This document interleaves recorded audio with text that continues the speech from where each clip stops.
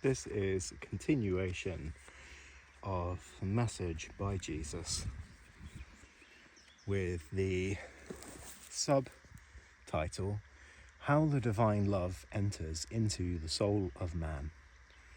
When a man dies, shall he live again? Continuation from preceding message.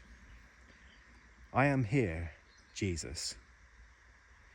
I come tonight to finish my message, and will do so if your condition is such that you may receive it. Well, as you may remember, my subject is how the divine love enters into the soul of a human being. I've already explained to you the difference between and the respective functions of the physical body, the spiritual body, and the soul, and how the real man is the soul, which may live forever. I've also shown you how the physical and spiritual bodies change their component parts, and as such bodies, disintegrated and disappear in the form that they may have at any one time. Well, the soul is the man and becomes the angel of God's kingdom. The soul may also become only the everlasting part of man in the spiritual kingdom, as contradistinguished from the celestial heavens.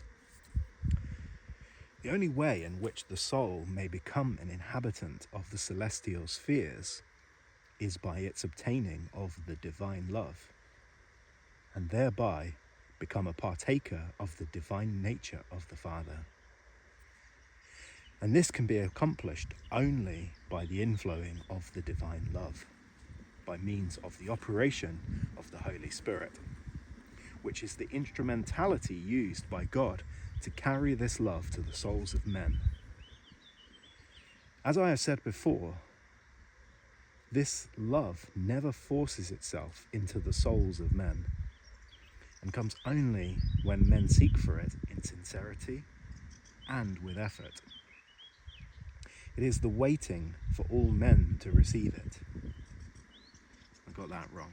It is waiting for all men to receive it, but never comes into the soul of its own initiative and without invitation.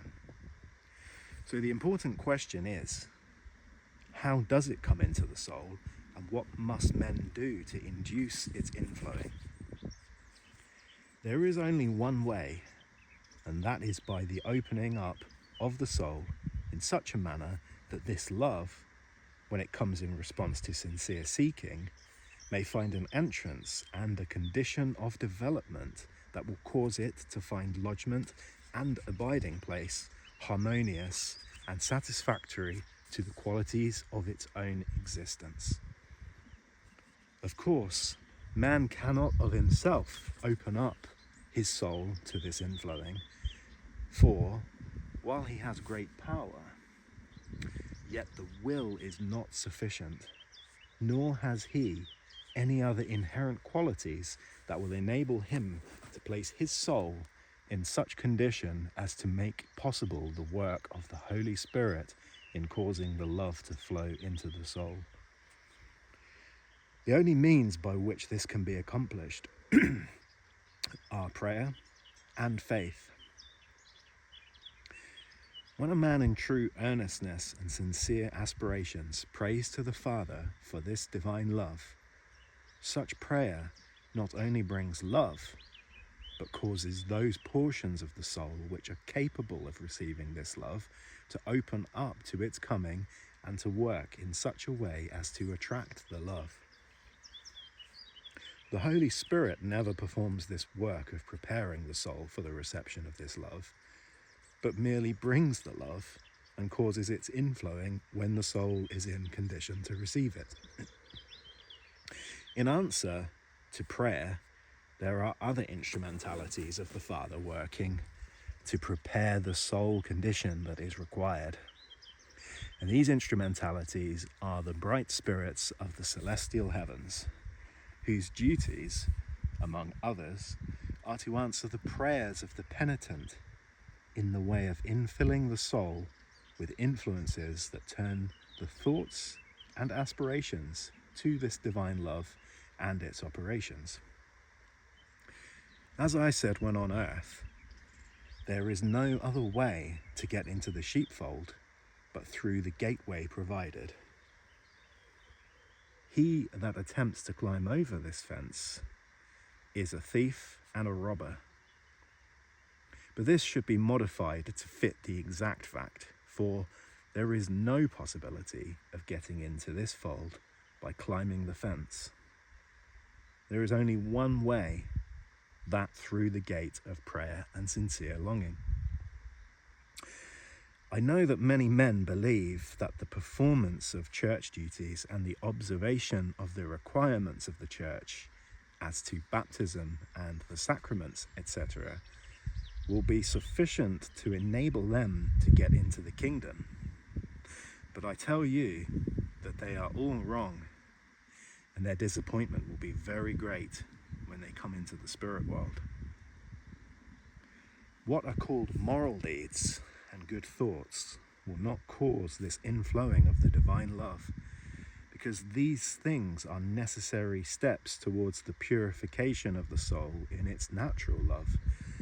And no matter how pure this love may become, yet it is not the divine love or any portion of it. Good thoughts and deeds, though, may help to turn the aspirations of the soul to these higher conditions and open up its perceptions to a degree that may lead to prayer and faith, and therefore, in addition to their work of purifying the natural love, may prove to be of great value in assisting men towards the development of the soul, so that the divine love may enter into it. But to depend on good thoughts and moral deeds and a life pure from sin to give man the right to an entrance into the celestial kingdom is a great mistake.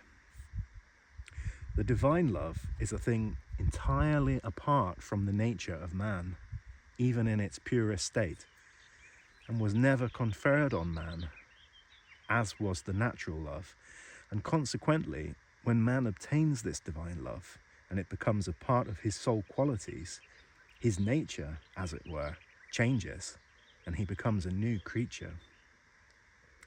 An additional something has been conferred upon him, and it becomes impossible for him to remain the mere man that he was, and he always would be, except for this change in his nature. I know that men do not understand the distinction between a man with only the natural love and one with the divine love. But the distinction is so great that the one, when possessed to a sufficient degree, makes the man a part of divinity, while the other, no matter how fully possessed and how pure it may become, makes man merely man, though a perfect one. Whosoever will pray in sincerity for the inflowing of this divine love will receive it. It is not a respecter of persons, and the sincere aspirations of the soul of any man, be he prince or peasant, rich or poor, will invariably cause this love to come into his soul and change his nature, so that he will become a new creature and one not subject to death forevermore.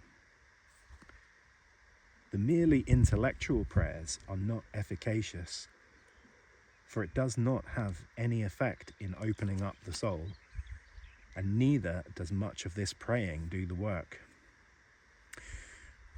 One little moment of this true praying will be more effective in causing this divine love to flow towards the soul than a whole lifetime of idle repetition of prayers that come from a source merely mental.